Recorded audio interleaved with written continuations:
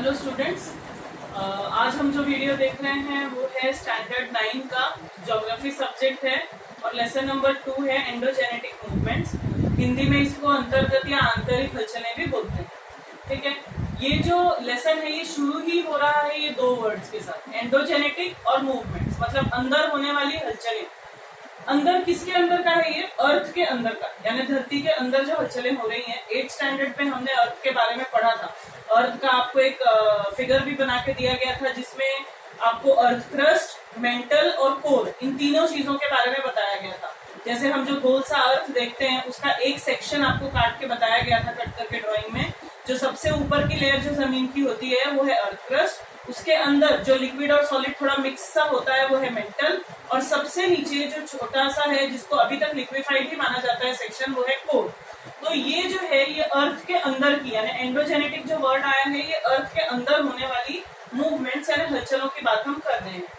हलचल कैसी होगी? जब भी अर्थ के अंदर, जैसे हम अगर टोप में पानी गर्म करने के लिए, किसी बर्तन में अगर हम गैस पर पानी गर्म करने के लिए रखते हैं और उस पर ढक्कन लगा देते हैं, तो जब वो पानी थोड़ा ज्यादा गर्म हो जाता है तो हम देखते हैं कि टोप के नीचे से कुछ बूंद जैसी, बर्तन के नीचे से कुछ बूंद जैसी चीजें पानी में ऊपर तक एक वेव की तरह या तरंगों की तरह उठती हुई दिखाई देती है। कुछ ऐसा ही हमारे अर्थ के अंदर भी हो रहा है, क्योंकि अर्थ के अंदर भी टेम्परेचर बहुत ज्यादा है, तापमान बहुत ज्यादा है, जिसके वजह से बहुत हीट या बहुत ऊष्मा बन रही है, जिसके वजह से कोई ना कोई हलचल या अर्थ के अंदर की जो सॉलिड और लिक्विड जो चीजें हैं वो आपस में हिलती जा रही है, आपस में टकराती जा रही है, तो उसके वजह से कुछ मूवमेंट्स हो रहे हैं। तो हम आज उनके बारे में पढ़ने वाले हैं। अब ये मूवमेंट जो है ये किन चीजों के ऊपर डिपेंड करते हैं, हम इनको कैसे कैसे अलग अलग मूवमेंट्स बताएंगे। तो इसमें पहला टॉपिक है क्लासिफिकेशन ऑफ मूवमेंट्स। एक्चुअली अगर आप टेक्स्ट बुक में आएंगे इस लेसन में, तो जो पहला पेज है, पेज नंबर 9 है इस लेसन में, उसमें आपको स्टार्टिंग में ही दो अलग अलग न्यूज दी गई हैं। एक में जो है हमको नेपाल के बारे में बताया गया है, दूसरे जगह पे कुछ बांग्लादेश के बारे में हमको बताया गया है। यहाँ पे कुछ ऐसी चीजें हुई हैं, कुछ ऐसे जिसको हम बोल सकते हैं कि ये नेचुरल फेनोमेनन तो नहीं है, बट नेचुरल डिजास्टर जिसको हम लोग बोल सकते हैं, जो बहुत ही आपदा वाली स्थितियां हैं वो दोनों दिखाई गई है। किसी में हमको अर्थक्वेक यानी कि कुछ हमको भूकंप दिखाई देता है, या कुछ में हमको वॉल्केनिक एरप्शन या कुछ ऐसी चीजें भी हमको बताई गई हैं। ठीक है, तो उसको समझाने के लिए पहले आप लोगों को एक ड्राइंग दी गई है टेक्स्ट बुक में, जिसपे एक टेबल है, टेबल के ऊपर कुछ बुक्स एक के ऊपर एक रखी गई है लाइन से। अगर आपको इसको समझाने के लिए बताया गया कि अगर आप अचानक बीच के समझिए आपने एक टेबल के ऊपर 10 बुक्स रखी हैं, उसमें से आप अगर चौथी या पांचवी बुक को अचानक खींचते हैं, तो वो खींचने की वजह से ऊपर और नीचे की जो बुक्स हैं उनके अंदर आपस में कुछ तो मूवमेंट होता है, कुछ तो हलचल होती है। या तो वो बुक्स ऊपर वाली गिर जाती हैं, या बीच की खींचने के बाद उनका टेढ़ा मेढ़ा हो जाने का सिलसिला चलता है, ऐसी कुछ तो मूवमेंट्स होती है। बस उन्हीं मूवमेंट्स को हमने ऐड किया हुआ है या बुक्स के थ्रू, एंडोजेनेटिक मूवमेंट्स के थ्रू उनको रिलेट किया गया है। ठीक है, तो एंडोजेनेटिक मूवमेंट जो है इस लेसन में हमको उसमें दो चीजों के बारे में बताया गया है, एक है वॉल्केनो और एक है अर्थक्वेक। उन दो चीजों के बारे में हम लोगों को ज्यादा बताया गया है। फिलहाल जो हमको स्टार्टिंग से इन चीजों के बारे में बताया है वो है क्लासिफिकेशन ऑफ इंटरनल मूवमेंट्स। ये जो इंटरनल मूवमेंट्स हो सकते हैं, ये जो आंतरिक जो हलचलें हो रही हैं, उनको हमने क्लासिफाई कैसे किया है, कैसे उनका वर्गीकरण किया है, और उसका मेन बेसिस या उनका मेन जो है स्तंभ क्या है। सबसे पहले उनका बेसिस दिया है velocity, then direction and then landform. Velocity का अर्थ होता है वेग, यानी उसकी स्पीड एक तरह की। तो मूवमेंट जो हो रही है, जो हलचल हो रही है, वो किस तरह की हो रही है? वो स्लो मूवमेंट हो रही है या सडन, या तो धीरे धीरे वो चीजें हिल रही हैं अंदर जमीन के अंदर, या फिर बहुत झटके से और बहुत तेजी से वो चीजें मूव कर रही हैं। तो अगर वो मूवमेंट स्लो होगी, तो क्योंकि जमीन के अंदर हो रही है तो जमीन की किसी न किसी चीज का जो है जनरेशन होगा, कुछ निर्माण होगा, तो माउंटेन और कॉन्टिनेंट जैसी चीजें बनती हैं। और अगर अचानक में मूवमेंट हो जाएगी, अगर अचानक में धड़ल्ले से कोई चीज अगर हो जा रही है, सडन हो रही है, तो हमारे सामने इस तरह की स्थितियां आती हैं, इस तरह की सिचुएशंस आती है, like earthquake and volcano etcetera, बहुत सारी चीजें आती है, बट मेन जो है अर्थक्वेक एंड वॉल्केनो के ही बारे में है। अब जो मूवमेंट्स हो रही है उनका डायरेक्शन क्या है, यानी उनकी दिशा क्या है, वो मूवमेंट्स जो है, जो हलचलें हैं, वो कैसे हो रही है।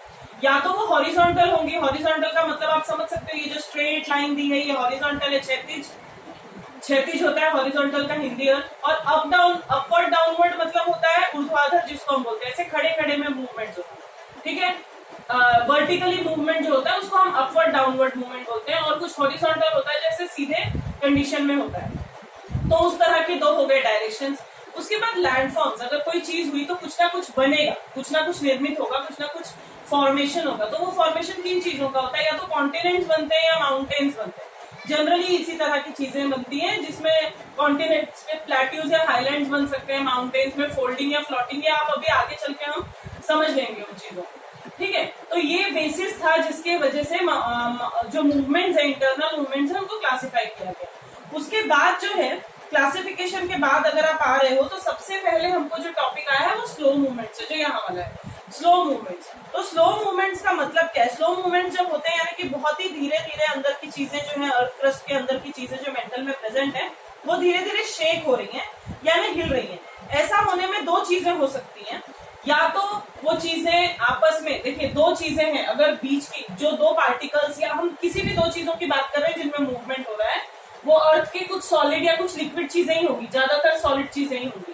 तो अगर वो दो चीजें एक दूसरे के नजदीक आ रही है तो उसके वजह से अर्थ पे क्या असर पड़ेगा, और अगर एक दूसरे से दूर जा रही है तो उसके वजह से अर्थ पे क्या असर पड़ेगा, उसके बारे में बताया गया है। तो सबसे पहले है कॉम्प्रेशन। कॉम्प्रेशन यानी होता है संकुचन, यानी पास पास आना। अगर आप टेक्स्ट बुक में देखेंगे तो पेज नंबर 11 पे उसको बहुत ही इजीली समझाया गया है।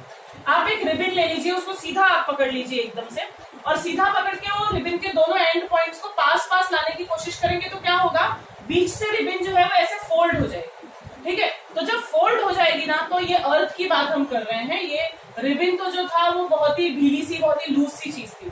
पर अगर हम आप किसी सॉलिड चीज की बात कर रहे हैं, जैसे अर्थ की बात हम कर रहे हैं, जमीन की बात हम कर रहे हैं, तो वो क्या होगा, उसमें भी फोल्डिंग्स डेवलप होंगी। हालांकि वो इतनी आसान नहीं होंगी, उसको बहुत लंबा समय लगता है, और इसीलिए इनका नाम स्लो मूवमेंट्स भी है, क्योंकि इनमें बहुत समय लगता है। तो उसके वजह से जो चीजें होंगी ना, उसके वजह से जनरेट होगी फोल्डिंग्स। फोल्डिंग्स यानी स्तर, एक के ऊपर एक के ऊपर एक लेयर जो होती है ना, उस तरह की लेयर जमनी शुरू होगी। और ऐसे हमारे यहाँ आप देखेंगे तो इंडिया में बहुत सारे फोल्ड माउंटेन्स हैं, यानी जिसको हम स्तरित जो है पर्वत श्रृंखला हम उसको बोल सकते हैं। और उसमें जो खास नाम, उनके जो एग्जाम्पल्स हैं वो है Himalaya, Aravalli, Rockies, Andes, Alps. ये सारे जो है ये फोल्ड माउंटेन्स है पूरे वर्ल्ड में है। इंडिया में तो हमने हिमालयाज और अरावलीज का नाम सुना ही है, हिमालय और अरावली के बारे में। तो वो जो माउंटेन्स हैं वो अगर बने हैं तो वो स्लो मूवमेंट से बने हैं, और फोल्डिंग माउंटेन्स है वो कंप्रेशन के वजह से या संकुचन के वजह से बने हैं। दूसरा, अगर हम इसी में बात करेंगे तो जैसा कि हमने बोला कि स्लो मूवमेंट्स में कंप्रेशन भी हो सकता है और टेंशन यानी खिंचाव। आप उसी रिबन को लीजिए, वो रिबन को अगर आप दूर दूर खींचने की कोशिश करेंगे, दोनों रिबन के दोनों एंड पॉइंट्स को आप पकड़ लीजिए और उसको एक दूसरे से दूर करने की कोशिश कीजिए।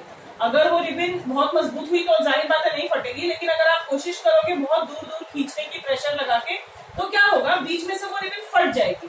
और वो फटने की वजह से दो तरह से, अब ये समझिए आप प्लेन जमीन थी, प्लेन जमीन में से अगर ये इस साइड जा रहा है पत्थर, ये इस साइड जा रहा है, ठीक है, अर्थ का ये पार्ट जो है ये इस साइड मूव कर रहा है और वो वाला उस साइड मूव कर रहा है, तो क्या होगा, बीच में से चीजें टूट जाएंगी। अब बीच में से चीजें टूटने के बाद दो कंडीशन हो सकती है, या तो वो टूटा हुआ पार्ट ऊपर की तरफ चला जाएगा, या तो वो टूटा हुआ पार्ट नीचे की तरफ चला जाएगा। अगर वो टूटा हुआ पार्ट ऊपर की तरफ जाता है तो उसमें फॉर्मेशन जो होता है उसको हम ब्लॉक माउंटेन बोलते हैं। जैसे कि अगर ये दो पार्ट्स ऊपर खींच लिए तो ये तीसरा वाला पार्ट उठ के ऊपर चला जाएगा, तो जाहिर बात है जब ऊपर चला जाएगा तो क्या बन जाएगा, माउंटेन यानी पहाड़ बन जाएगा। क्योंकि जो नॉर्मल जमीन है, नॉर्मल जमीन से अगर ऊपर कोई चीज हो जा रही है तो हम उसको पहाड़ में या माउंटेन में ही गिनेंगे। तो ये ब्लॉक माउंटेन है, क्योंकि आप देख रहे हो कि पहाड़ जो हम एकदम पॉइंट वाइज ऐसा हम एकदम ट्रायंगल शेप जैसा पहाड़ बनाते हैं, ये वैसा नहीं है। क्या हो रहा है, एक बड़ा सा टुकड़ा जो है वो ऊपर की तरफ खिसक गया है, तो एक ब्लॉक, एक बड़ा सा पार्ट जो है वो ऊपर की तरफ खिसक जाता है। और ये जो क्रैक बनते हैं बीच बीच में, ये जो छोटे छोटे क्रैक, ये जो कटाव आ जाते हैं ना बीच में, इसको हम बोलते हैं फॉल्ट। जो मैंने कहा था कि आपको ऊपर वर्ड सुनाई देगा जो है फॉल्ट, ठीक है, तो वो फॉल्ट्स की वजह से ये जनरेशन होता रहता है। और इस तरह की चीजें अर्थ के अंदर होती ही रहती हैं। सॉरी, यहाँ पे फ्लॉट की स्पेलिंग रॉन्ग है।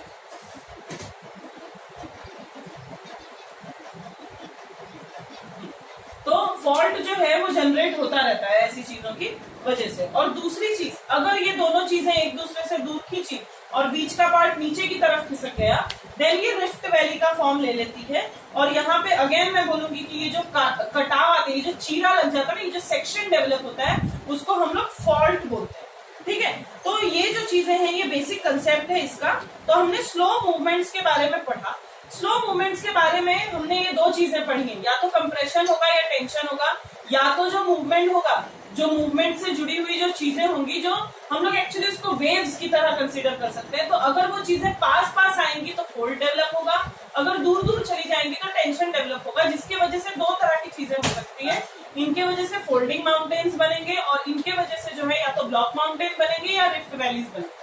ठीक है, उसके बाद हम आते हैं, अगर कोई चीजें सडन हो रही है, जिसको हम बोलते हैं आकस्मिक या अचानक होने वाले जो मूवमेंट्स हैं, उसके बारे में हम पढ़ते हैं। तो अर्थ जो मतलब होता है ना, हम जनरली इसकी शुरुआत जो है वो अर्थक्वेक से, हम अर्थक्वेक और वॉल्केनो, ये मेन दो चीजें आपको टेक्स्ट बुक में पहले अर्थक्वेक और बाद में वॉल्केनो दिया गया। तो पहले हम अर्थक्वेक के बारे में ही पढ़ेंगे।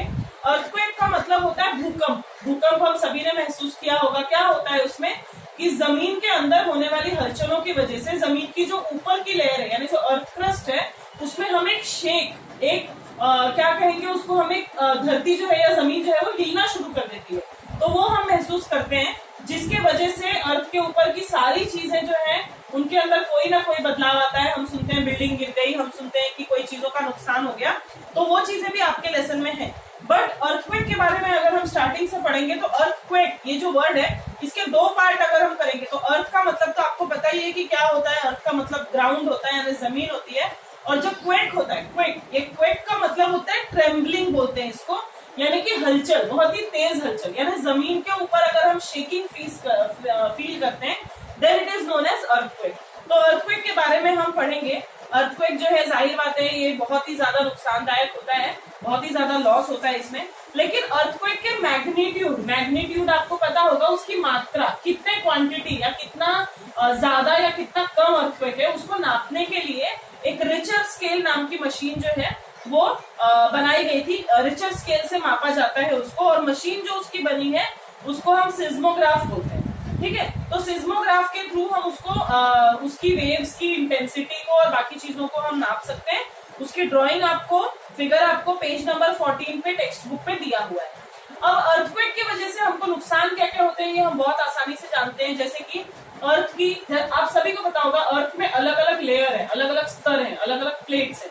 जब नीचे से कोई चीज हिलती है, जैसे अगर जो हमने टेबल पे बुक रखने वाला एग्जांपल देखा है, अगर हम टेबल के ऊपर बहुत सारी बुक रख दें और हम जोर जोर से टेबल को ठोकें किसी भी चीज से, तो जाहिर बात है टेबल हिलेगा, और टेबल हिलने की वजह से टेबल के ऊपर की जो बुक्स है वो भी शेक होना शुरू हो जाएंगी, हिलना शुरू हो जाएंगी। और क्या होगा, कुछ बुक्स गिरेंगी, कुछ टेढ़ी मेढ़ी हो जाएंगी, कुछ ना कुछ इफेक्ट पड़ेगा। तो अर्थ के ऊपर भी उसी तरह का असर होता है, और अर्थ के ऊपर की जो अलग अलग प्लेट्स हैं, अलग अलग लेयर्स जो हैं, वो शेक होना शुरू हो जाती है आपस में। उसके अलावा अगर ये प्लेट्स अलग अलग जगह हिलेंगी तो ये एक दूसरे से टकराएंगी भी, कोलाइड भी होंगी। और जब ये प्लेट्स कोलाइड होंगी, अगर दो गाड़ियां एक दूसरे से टकराती हैं तो क्या होता है, नुकसान होता है। तो सेम उसी तरह जब ये दोनों प्लेट्स आपस में कोलाइड होंगी तो इसमें भी हम लोगों का नुकसान होगा। देन ये प्लेट्स क्या करती है, एक के नीचे एक ऐसी शिफ्ट हो जाती है। एक के नीचे एक शिफ्ट हो जाने की वजह से कई जगह पे क्रैक आ जाते हैं, कहीं जगह पे हम देखते हैं कि खड्डे बन गए हैं अर्थ के अंदर, काफी सारे चीजें जो है कॉजेज, यही सारी चीजों की वजह से अर्थक्वेक आता है। अगर ये चीजें देखिए अंदर हीट डेवलप होती है, हमने पढ़ा अभी अभी कि जो कोर वाला पार्ट है, यानी जो अर्थ के सबसे अंदर का जो पार्ट है, वो अभी भी लिक्विड अवस्था में है। तो जब वो ज्यादा गर्म होता है वो बॉइल होना शुरू होता है, और जब वो बॉइल होगा तो उसके आसपास के जितने भी पार्टिकल्स हैं वो आपस में हिलना डुलना शुरू करेंगे, जिनके वजह से क्या होगा, प्लेट्स जो है वो हिलनी शुरू हो जाएंगी, वो आपस में कोलाइड होनी यानी टकरानी शुरू हो जाएंगी, और फिर धीरे धीरे उनमें क्रैक या रॉक का टूटना या इस तरह की चीजें हम महसूस करेंगे। और फाइनली उसके वजह से क्या होगा, वोल्केनिक एरप्शन होगा। वोल्केनिक एरप्शन यानी वो टूट फूट के सॉलिड चीजें कट जाएंगी और अंदर की लिक्विड चीजें बाहर आ जाएंगी। तो लेकिन ये सारे मेन चीज है अर्थक्वेक के लिए। जब तक ये एक तरह का वोल्केनो हम कह सकते हैं, जब तक ये अर्थ के अंदर होता रहता है, तब तक उसके वजह से जो अर्थ के ऊपर हम असर फेस करते हैं वो है अर्थक्वेक। ठीक है, तो अर्थक्वेक के लिए रिचर स्केल नाम की ये जो चीज है ये बनाई गई है, मेजर कर सकते हैं हम मैग्नीट्यूड अर्थ का उसके वजह से, और उसको नापने के लिए जो मशीन है उसका नाम है सिस्मोग्राफ। तो उसके अलावा अर्थक्वेक में हम उसके बेसिक कंसेप्ट को समझने की कोशिश करेंगे। वो आपको ये फिगर है टेक्स्ट बुक में पेज नंबर 15 पे दिया गया है। मैंने एज इट इज ड्रॉ नहीं किया है, बट हाँ क्लैरिफाई हो जाए ऐसा मैंने ड्रॉ किया है। ठीक है, तो जो ये हम बोलते हैं कि जो अर्थक्वेक है इसमें होता क्या है, सिस्मिक वेव्स आती है। ये कुछ तरंगे हैं, जो तरंगे हम वेव्स को बोलते हैं, तरंगे जो है वो डेवलप होती है। कैसे होती है? ये अर्थ का ऊपर का फेस है, ये सरफेस है, और ये अर्थ के नीचे की पार्ट है। अर्थ के अंदर साइड में ये एक जो पॉइंट बनाया ना, ये है फोकस, यानी जो एक्चुअली जो अर्थक्वेक डेवलप हुआ है वो इसी एक पॉइंट से डेवलप हुआ है। ठीक है, अब यहाँ पे कुछ हिलना डुलना शुरू हुआ, कुछ हलचल शुरू हुई। हलचल शुरू होगी तो जाहिर बात है वाइब्रेशंस डेवलप होंगी। वाइब्रेशंस जो है तरंगों के रूप में आएंगी। तो ये जो वाइब्रेशन होंगी वो कहाँ कहाँ होंगी? ऊपर, नीचे, आगे, पीछे, सब डायरेक्शंस में होंगी। तो ये जो वाइब्रेशन यहाँ से फोकस से शुरू होके, केंद्र से शुरू होके सबसे पहले जो अर्थ क्रस्ट पे पहुंचती है, यानी अर्थ के सरफेस पे, जमीन पे एकदम ऊपर की तरफ जो पहुंचती है भूतल पे, उसको ये जो है इसका नाम हो गया फोकस। और जहां पे ये एग्जैक्टली पहुंची, एग्जैक्ट 90 डिग्री पे पहुंचेगी ये सबसे पहले यहाँ से हम जानते हैं कि शॉर्टेस्ट डिस्टेंस क्या होता है जो हम परपेंडिकुलर ड्रॉ करते हैं। तो यहाँ से जो है ये शॉर्टेस्ट डिस्टेंस अर्थ के ऊपर पहुंची, और ये जो पॉइंट होगा इसको नाम देते हैं हम एपी सेंटर। ठीक है, ये नाम ध्यान में रखिएगा। जहां से जनरेट हुआ वो फोकस, और पहुंचा जहां पे अर्थ पे सबसे पहली बार वो हुआ एपी सेंटर। अब एक ही जगह तो पहुंचा नहीं है, ये कई जगह पर पहुंचा हुआ है। तो जो वेव्स एकदम सीधी ऊपर की तरफ पहुंच गई हैं, उन वेव्स को हम कहते हैं पी वेव्स, यानी कि प्राइमरी वेव्स, यानी ये प्राथमिक तरंगे होंगी। और दूसरी जो मैंने dot dot dot dot line से ड्रॉ की है, ये जो है ना, ये जो सीधी जाती है ये हॉरिजॉन्टल वे में जाती है। अब ये ऊपर की तरफ जा रही है, इसका ये मतलब नहीं है कि ये वर्टिकली ही जा रही है। ये हॉरिजॉन्टल वे में मतलब एक सीधी रेखा में ये चलती है, क्षैतिज पद्धति में चलती है। और जो हमने दूसरी वेव्स है जो थोड़ा रुक के, जिनकी स्पीड थोड़ी सी कम होती है, उस स्पीड में जब धीरे धीरे हिलते डुलते जो ऊपर पहुंचती है, उनको हम एस वेव्स कहते हैं। एस वेव्स का मतलब है सेकेंडरी वेव्स, यानी कि द्वितीय तरंगे। और ये वेव्स जब यहाँ पे जाके इन्होंने, अब जैसे आप समझ लीजिए यहाँ से एक गाड़ी स्टार्ट हुई है, यहाँ से एक गाड़ी स्टार्ट होकर ऊपर जाके उसने कहीं ठोक दिया। जब उसने कहीं ठोका तो आजू बाजू में भी उसके वाइब्रेशंस फील होंगे। तो जो ये फोकस से निकलने वाली जो वेव्स थी, पी वेव्स, ये जहां पर पहुंची ये हो गया एपिसेंटर। और इस एपिसेंटर से जहां पे ये अर्थ के ऊपर जो हम शेक महसूस करते हैं, और ये जो तरंगे होती है इनको हम एल वेव्स कहते हैं। एल वेव्स का मतलब है सरफेस वेव्स, यानी ये भूतल पर होने वाली तरंगे हैं। ठीक है, तो ये आपको इतना समझ में आया होगा। अब हम लोग आपको एग्जाम में डिस्टिंग्विश भी आ सकता है पी वेव्स, एल वेव्स और एस वेव्स के बीच में आपस में। इन वेव्स के बारे में थोड़ा सा ज्यादा हमको पढ़ना पड़ेगा। जो पी वेव्स होती है, यानी ये जो स्ट्रेट पहुंचने वाली वेव्स होती हैं, ये सबसे पहले अर्थ के सरफेस पे पहुंचती हैं। इनकी स्पीड काफी तेज होती है, ये सबसे पहले पहुंचती है, मतलब इनकी स्पीड भी ज्यादा तेज होती है। और ये रेडियल डायरेक्शन, रेडियल यानी चक्रीय, मतलब सीधी, यहाँ वहां जैसे स्टार हम नहीं बनाते हैं चारों डायरेक्शन में, पांचों में फटाफट घूमने लगती है, ये कुछ उस तरह से घूमना शुरू करती है। उसके बाद ये जो वेव्स होती हैं इनको हम फॉरवर्ड बैकवर्ड बोलते हैं, यानी आगे, देखिए आप यहाँ से आगे पीछे होती हुई ये सीधी ऊपर की तरफ चली जाती है।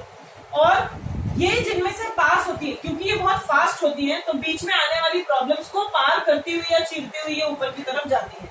अब बीच में कौन सी चीजें आती हैं? कुछ लिक्विड, कुछ सॉलिड और कुछ गैसियस चीजें आती हैं, यानी कुछ ठोस चीजें होती हैं, कुछ द्रव होती है, और कुछ भाप वाली चीजें यानी गैसियस।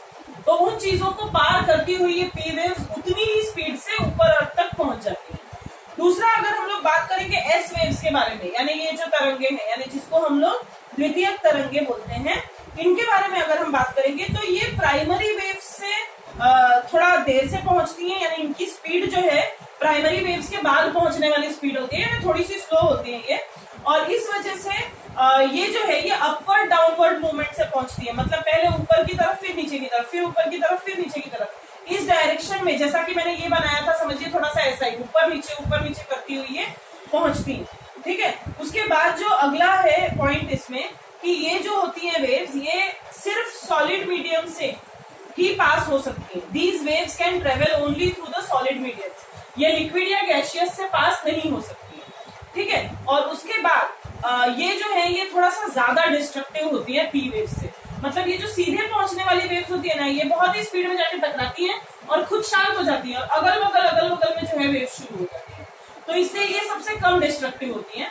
लेकिन ये जो एस वेव्स है ये क्योंकि धीरे धीरे पहुंचती है और ये काफी जोरदार झटका देती है, तो इसलिए एस वेव्स जो होती है ये ज्यादा डिस्ट्रक्टिव या ज्यादा घातक या विनाशक हम लोग वर्ड यूज कर सकते हैं वो होती है। उसके बाद एल वेव्स की जो हम बात करें, ये जो सीधे सीधे मैंने कहा कि यहाँ पे आके टकराई और अगल बगल पूरे अर्थ क्रस्ट पे जो वाइब्रेशन शुरू हो जाते हैं, वेव्स आती हैं, उनके बारे में अगर हम बात करेंगे तो ये वो वेव्स होती है जो तब शुरू होती है जब ये फोकस से एपिसेंटर तक पहुंच जाता है। जब ये प्राइमरी वेव्स फोकस से एपिसेंटर तक पहुंची, यहाँ पहुंचते ही उनका वाइब्रेशन जो है वो शुरू हो जाता है।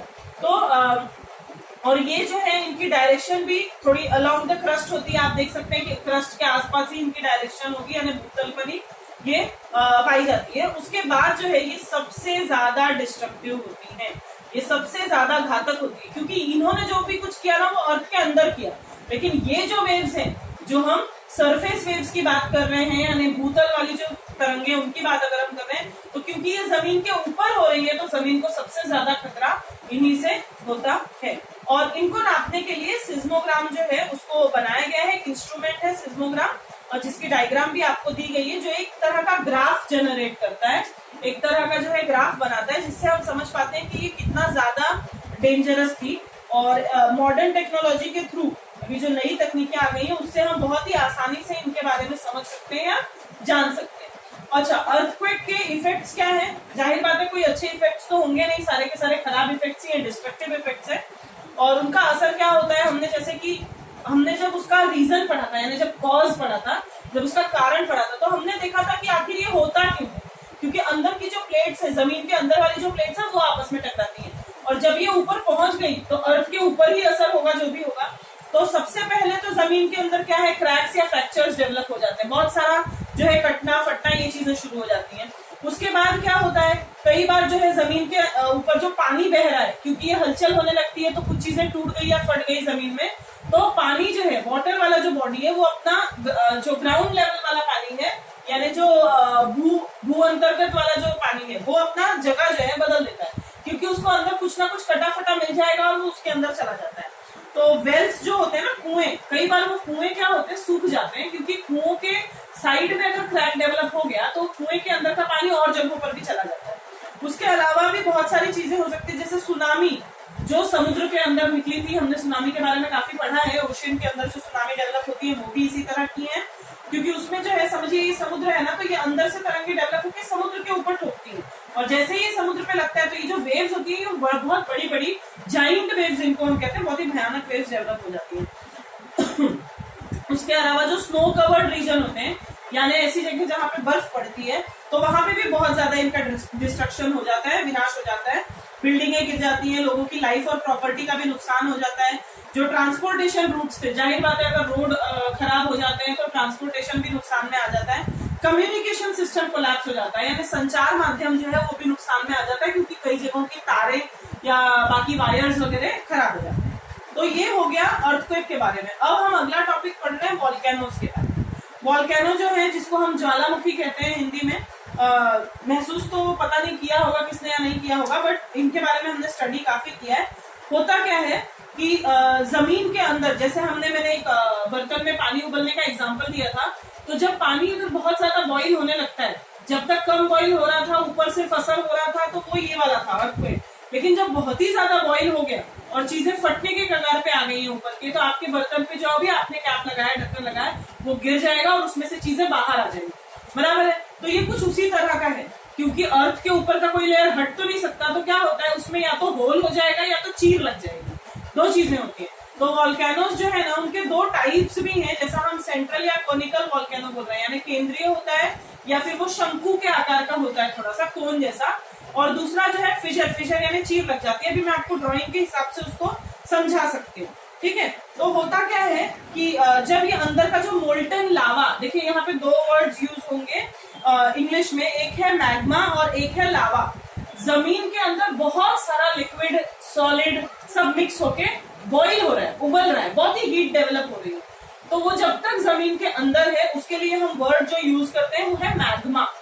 और जैसे ही जमीन फट के, चाहे वो ऐसे फटे चाहे ऐसे फटे, जब वो बाहर आ जाता है तो उसके लिए हम वर्ड यूज करते हैं लावा। यानी चीज सेम है, जमीन के अंदर होगी तो उसको हम मैग्मा बोलते हैं, पर जब वो जमीन को फाड़ के जब बाहर की तरफ निकल आती है, ओवरलैप हो जाती है, हम लोग उसको वर्ड जो यूज करते हैं दैट इज लावा।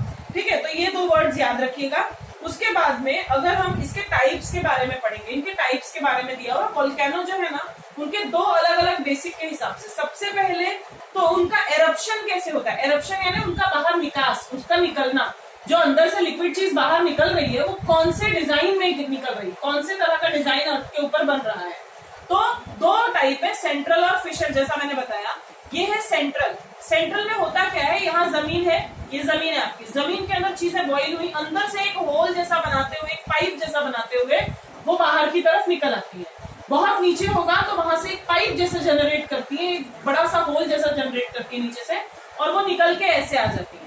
निकल के जब आती है तो ऐसे, जैसे मैंने आपको बना के दिखाया है उस तरह से वो अगल बगल में गिर जाती है। और ऐसे के वजह से अक्सर जो है कुछ जनरेशंस होते हैं, जिसको जैसे हम अगर एग्जांपल लेंगे उसका, तो जापान में जो है किलिमंजारो नाम का माउंटेन बनाई। इसको इस तरह से जो माउंटेन्स बनते हैं ना, इस तरह से जो फॉर्मेशन होता है माउंटेन ही बनते हैं, यानी पर्वत ही बनते हैं। और उन पर्वतों का शेप भी आप सब देख सकते हैं कि कैसा होता होगा।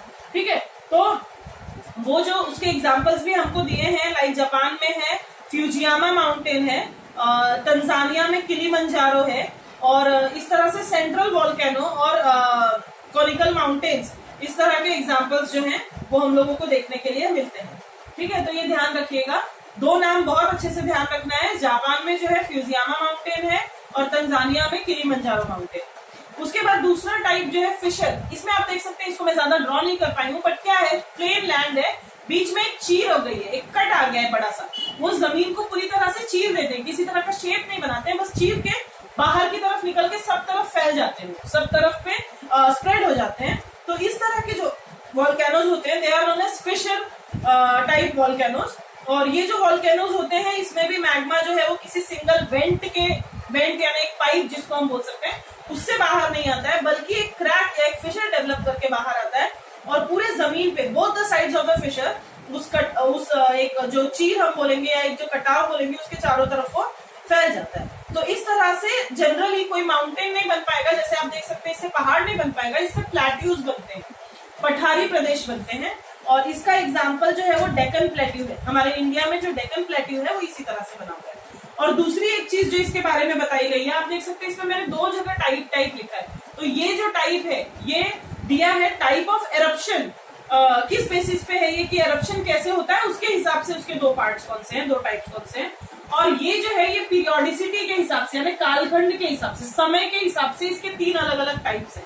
देखिए कुछ जगह ऐसी हैं, कुछ वोल्केनोज होते हैं जो रेगुलरली अभी भी मतलब बहुत लंबे समय से, जैसे हम बोलते हैं कि जैसे साल में कैसे जून में आपको पता है बारिश आ जानी है, ऐसे ही कुछ ऐसे वोल्केनोज हैं जो एक फिक्स पीरियड के बाद वापस जनरेट होते रहते हैं। एक ही जगह पे बार बार वहां पे वोल्केनोज आते रहते हैं, या बार जो है वहां पे वोल्केनो यानी ज्वालामुखी जो है वो बार एक ही समय पे आते रहते हैं। वो पीरियड्स एक फिक्स्ड रेगुलर इंटरवल के बाद आते हैं, और इनको हम एक्टिव वोल्केनो बोलते हैं। यानी ये जो है ये अभी भी शुरू है, अभी भी इनके अंदर चीजें शुरू ही है।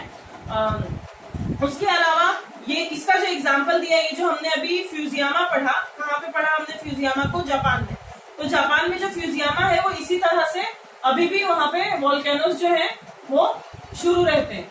ठीक है, और इसका एक और एग्जाम्पल दिया है माउंट स्ट्रोम्बली इन मेडिटेरेनियन सी। मेडिटेरेनियन सी में भी जो है स्ट्रोम्बली नाम का जो माउंटेन है वो फॉर्म हुआ है इसके बेसिस पे, और वहां पे ये बार इस तरह की चीजें आते रहती हैं। दूसरा जो टाइप है वो है डोरमेंट वोल्केनो, जिसको हम बोलते हैं, जो एक मतलब कुछ समय तक आया है, और फिर when a volcano has not erupted since long but may become active sudden. मतलब ये ऐसे वोल्केनोज हैं जो बहुत लंबे समय से, तो हमको पता है कि भाई 20-25 साल पहले या 40 साल पहले यहाँ पे वोल्केनोज आए थे, बट हम ये बिल्कुल नहीं कह सकते कि यहाँ वोल्केनो फिर नहीं आएंगे।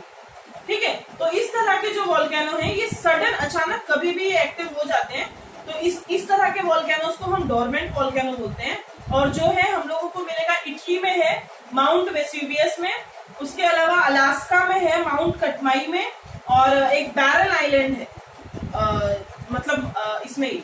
ठीक है, तो ये डोरमेंट वोल्केनो के एग्जांपल्स हैं। और जो तीसरा मैंने बात लिखी है यहाँ पे एक्सटिंक्ट यानी पूरी तरह से ये गायब हो चुके हैं। ठीक है, पूरी तरह से ये समाप्त हो चुके हैं, खत्म हो चुके हैं। तो ये वो वॉल्केनोज हैं जो बहुत ही लंबे समय से ना तो ये कभी आए हैं, मतलब कभी एक दो बार वहां पे वॉल्केनोज आए होंगे, बट बहुत लंबे समय से वहां पे कोई वॉल्केनो के एक्टिविटीज वहां पे हम लोगों को देखने के लिए नहीं मिलती, और ना ही ऐसा कुछ है कि फ्यूचर में कभी आएंगे। देखिए, ये हम गेस नहीं करते हैं, ये हम स्टडीज के थ्रू, जो ज्योग्राफिकल स्टडीज होती है ना, उनके थ्रू ये चीजें, या साइंटिफिक टेक्निक्स के थ्रू ये चीजें पता करते हैं। अभी जैसे इसमें तो अक्सर आएंगे, इसमें बहुत समय से नहीं आए लेकिन आ सकते हैं, और इसमें आएंगे ही नहीं, ये चीज फिक्स होती है, तो उनको एक्सटिंक्ट वॉल्केनोज बोलते हैं। और ये जो एग्जांपल है इसमें है तंजानिया में जो किलिमंजारो वॉल्केनो है, उसका एग्जांपल हम एक्सटिंक्ट वॉल्केनो के लिए दे सकते हैं। ठीक है, तो ये जो है कुछ हम लोगों को टाइप्स पढ़ लिए हमने, और उसके बाद हम लोगों को जो मेन चीज इसमें दी हुई है वो है इफेक्ट्स। लास्ट टॉपिक है ये, इफेक्ट्स ऑफ वॉल्केनो। जाहिर बात है, जैसे हमने देखा कि जो अर्थक्वेक के जो इफेक्ट्स थे वो कोई अच्छे नहीं थे, तो वॉल्केनिक एरप्शंस जो हो रहे हैं उनके भी इफेक्ट्स डेंजरस ही होंगे। इनमें भी इफेक्ट्स के रूप में इनके जो परिणाम है उसमें भी लाइफ प्रॉपर्टी का नुकसान होता है, लोगों की जान माल का हानि होती है। उसके अलावा सुनामीज जो है वो अक्सर ऐसे वॉल्केनोज की वजह से जनरेट हो सकते हैं। जब ये वॉल्केनो निकलते हैं तो क्योंकि बहुत ही गर्म होते हैं, बहुत ही हीट इनके अंदर डेवलप होती है, तो उस समय पे हम लोगों को पूरे मतलब स्मोक, ऐश, गैसेस, वाटर वेपर, डस्ट सब कुछ बाहर निकल के आता है। धूल मिट्टी के कण, पानी जो है, सॉरी गर्म जो गैसेस हैं वो, और बहुत सारा धुआं और कार्बन कालिख जो है बहुत सारी, वो सब बाहर निकलती है, जिसके वजह से जाहिर बात है कि एनवायरनमेंट के ऊपर या पर्यावरण के ऊपर उसका बहुत ही खराब इफेक्ट पड़ता है, बहुत ही इम्बैलेंस क्रिएट हो सकता है, असंतुलन हो सकता है। उसके अलावा जो लैंड है, क्योंकि देखिए जमीन होती है, जमीन के ऊपर जाके ये अपनी एक लेयर बना देते हैं, और इतनी ज्यादा ऐश या जो हम बोलते हैं ना कालिख, वो जमीन पर इतनी ज्यादा जम जाती है कि जो फर्टाइल लैंड होंगे, यानी जो उपजाऊ जमीनें होंगी ना, उनकी जो फर्टिलिटी होती है, जो उपजाऊपन होता है, वो पूरी तरह से खराब हो जाता है। उसके अलावा जो बहुत सारे मिनरल्स हैं, many minerals are found near the earth surface because of lava. क्या होता है, जो मिनरल्स हमको अर्थ के अंदर मिलते थे, वो मिनरल्स कई बार क्योंकि अर्थ के अंदर की ही चीजें मेल्ट होके या पिघल के जो है जमीन के ऊपर आ गई हैं, तो वो भी हमको कई बार मिनरल्स ऊपर दिखाई देते हैं। कई बार जो नई जमीनें होती हैं वो आइलैंड, कहीं आइलैंड होता है, कहीं जो द्वीप बोलते हैं हम लोग छोटे छोटे, तो अंदर से वॉल्केनिक एरप्शन निकल के उनको पूरी तरह से आच्छादित कर देता है, पूरी तरह से गायब कर देता है, मतलब उसको पूरी तरह से एनवेलप जैसा उसके ऊपर बना देता है। तो वो एक चीज हो सकती है। और लेक्स वगैरह भी बहुत सारे बन जाते हैं, जो क्रेटर होती है ना, जैसे आप यहाँ पे, अगर यहाँ पे होल हो गया तो जब बारिश होगी तो इसके अंदर पानी भर जाएगा। तो इस तरह की चीजें, जो लेक और ऐसे अलग अलग फॉर्मेशन जो है वो यहाँ पर होते रहते हैं। अंडमान और निकोबार जो आइलैंड्स हैं, जो हमको अर्थ के साउथ ईस्ट साइड में मिलते हैं, वहां पे भी हम लोगों ने इस तरह के बैरन आइलैंड्स देखे हुए हैं। ये जो वॉल्केनो है ये डोरमेंट है, ठीक है, आर्चिपेलेगो, ये जो है हम लोगों को बैरन आइलैंड के यहाँ पे मिलता है। और ये वॉल्केनो जो है ये डोरमेंट वॉल्केनो है बहुत लंबे समय से। लास्ट में ये फरवरी 2017 में एरप्ट हुआ था, जिसमें से बहुत ज्यादा डस्ट, स्मोक, मड, जो कीचड़ होता है, जो धुआं होता है, जो कचरा होता है, बहुत सारा जो कि ऊपर निकला हुआ था। तो इस तरह से आप लोग इस लेसन को अच्छे से रीड कर सकते हैं, और आप लोगों को हेल्प मिल जाएगी इस वीडियो से। So thank you so much.